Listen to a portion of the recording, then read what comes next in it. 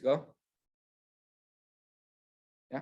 Thank you for joining us, Coach, as we preview Saturday's match against the New England Revolution. Yeah, morning, guys. I think sometimes football gives you an opportunity to get back out there straight away. In terms of injuries, we're no different than last week in terms of the players we've got in the squad. It the same squad. Positive news: Jovin Jones now is probably going to get minutes in the MLS2 game on Sunday against Orlando, so that's positive. He's got good experience, and we've missed him for 10 months. He's been out for now, so he's back. So we're going with the same group of players. I think what we've tried to do this week is highlight the positives that we saw in the game against Houston, but obviously not the result that we wanted.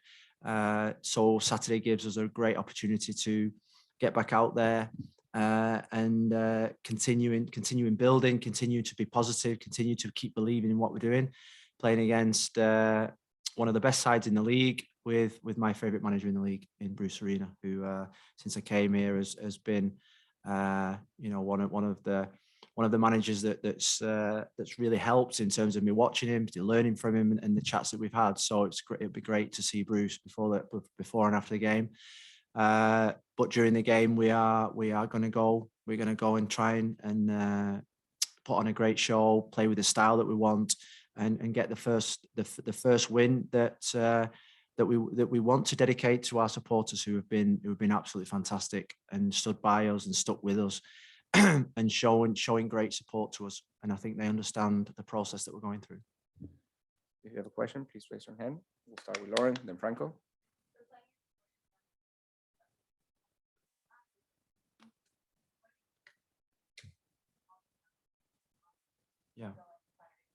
Yeah, I mean, it was a really good performance. We went there and we played really well. We won, but we know that these are one of the best sides. They won the league last year, so we know their credentials, we know their quality, we know their experience.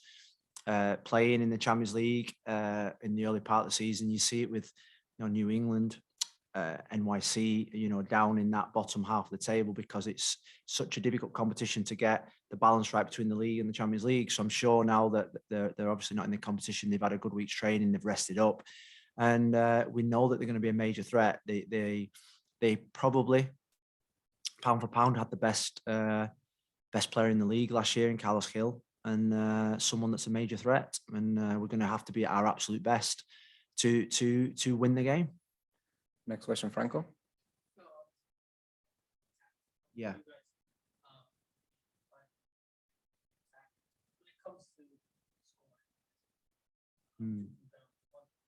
Yeah.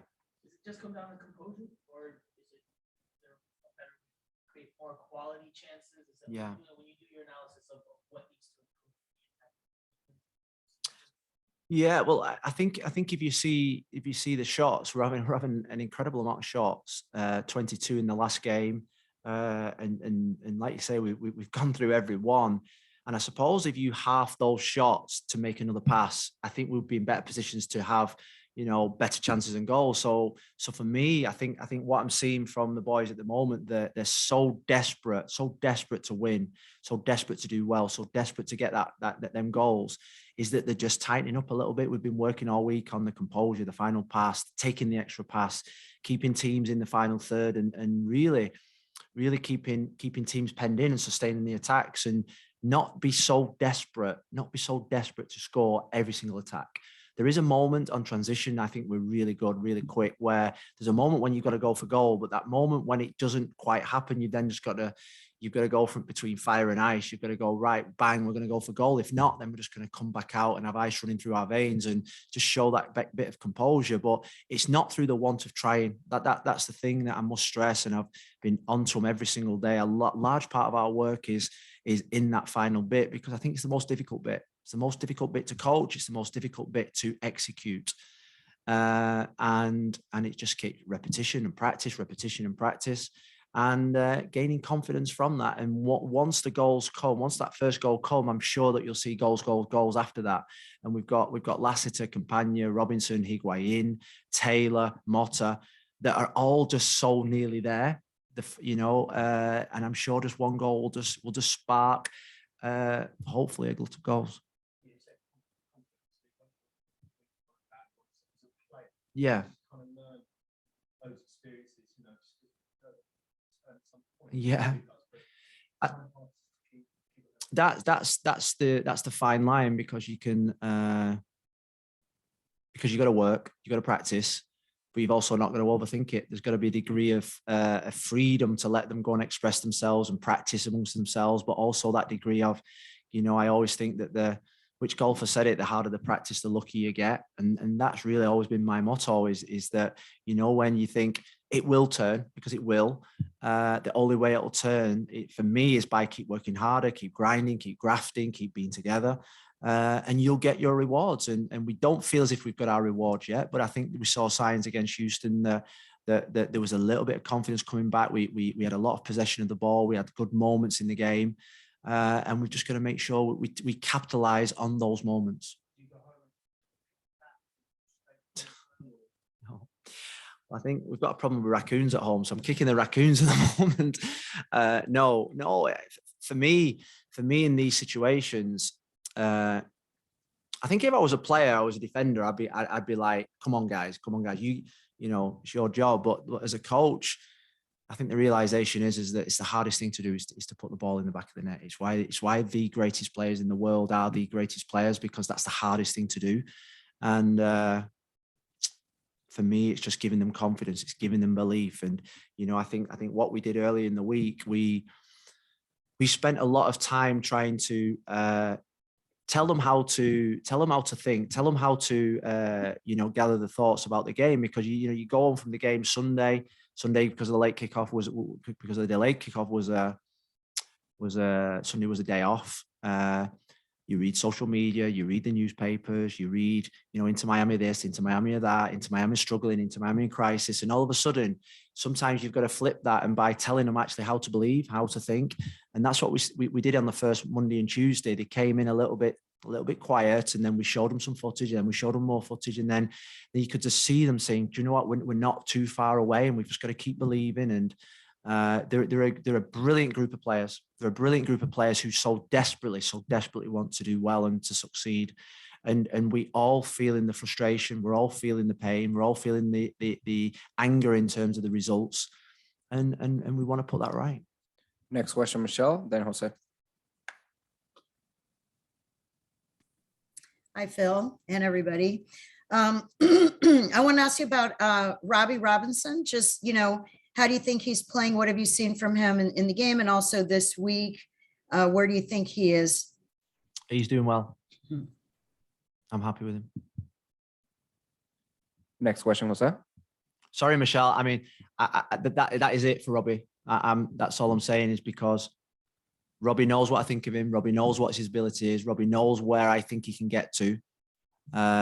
At the moment, he's doing well. Now it's about consistency. Now it's about going out and doing, again, what he did against Houston, against New England, but even better. And now it's delivery time for him. Next question, Jose. Thanks, Rafa. Phil, I wanted to ask you an Open Cup question, because tomorrow is the draw.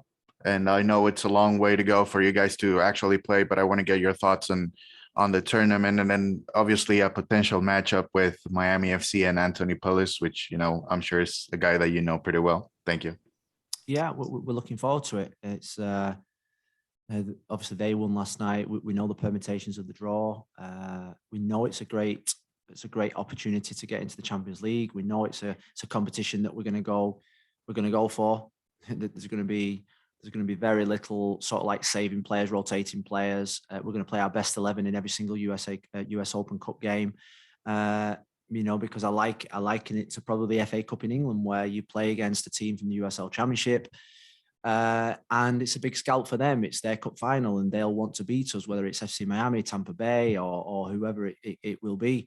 So we'll prepare for the game just like we would an MLS game. We know that having played in pre-season against the USL Championship game, and what an incredibly tough game it was, that it's going to be so tough. And we're really looking forward to it. But, you know, that's in 10 days' time. We'll go to Franco, then Lauren.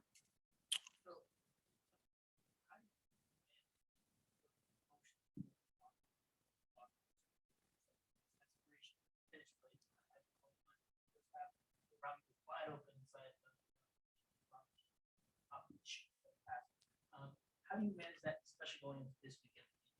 Yeah, game on Saturday, it'll be hot. I know they'll have a lot of firepower themselves, so you don't want to leave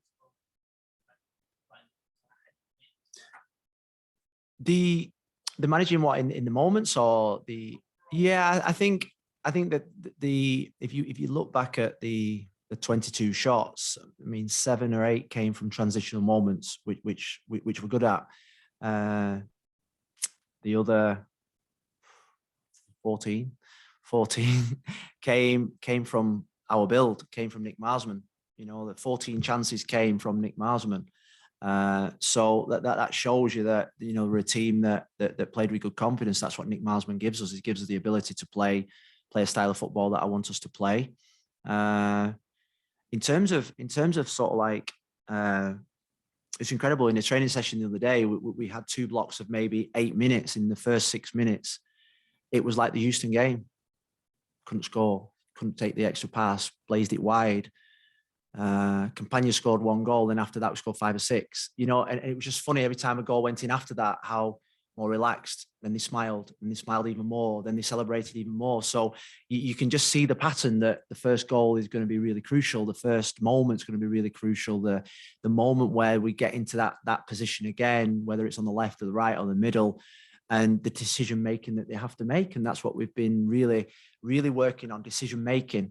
Is there somebody, you think back to the best player I played with was Eric Cantona. If there was somebody in a better position to score than him, he would always give it to that person. That's what set him apart from the rest of the number 10s, even though he's a number 7 in the world, because he had the composure in the final pass to make the pass that would make the team score. And that sometimes wasn't him.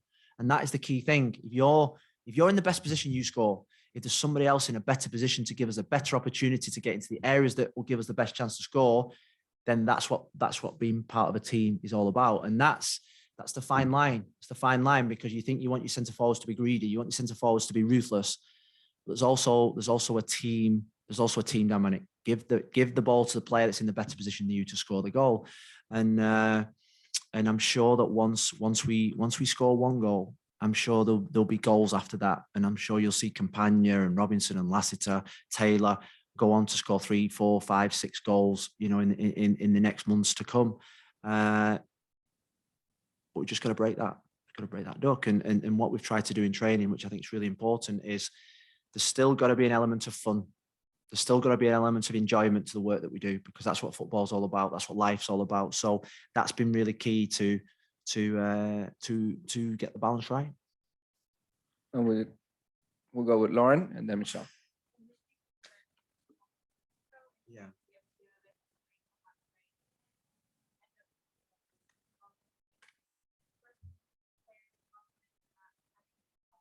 Yeah. Well, I think they're incredible matches. Honestly, I think the 2 matches that we've seen so far have been of the highest quality. And I would urge every Inter Miami supporter to come down to watch these boys play. We've got a brilliant crop of young players coming through. Last year they played in a different league, but they weren't quite at the level that they are now. They've improved, they've got more confidence, they've grown, they've got faster, they've got bigger. We've been working them really hard, and now you're seeing players that are really thriving in the environment, and the spirit in which they play, the enjoyment in which they play, the quality in which they play. They're just fantastic. So I'd urge every Inter Miami fan to come down and see what the future of this football club is. And we're only 3 years into the growth of this football club, but we're already seeing signs of 16, 17-year-old boys coming through that could have a big future at this football club. And, you know, I came away from the game on Sunday and I was with David, and I've got to say we were so proud. David went into the dressing room after the game, told them how proud he was of the way that they played. The way that they played was like an Inter Miami team. And, you know, I think we're really pleased with the development of our academy and our MLS2 Next Pro team. And we just need to keep pushing them, and it gives us an opportunity to drops the wrong word, to play minutes to the guys that need minutes, like Bryce did on at the weekend. Nick Marsman's used it. Emerson Rodriguez has used it. Ame Mabika got minutes and did really well. So I think the decision to go into that league and the decision for the league to form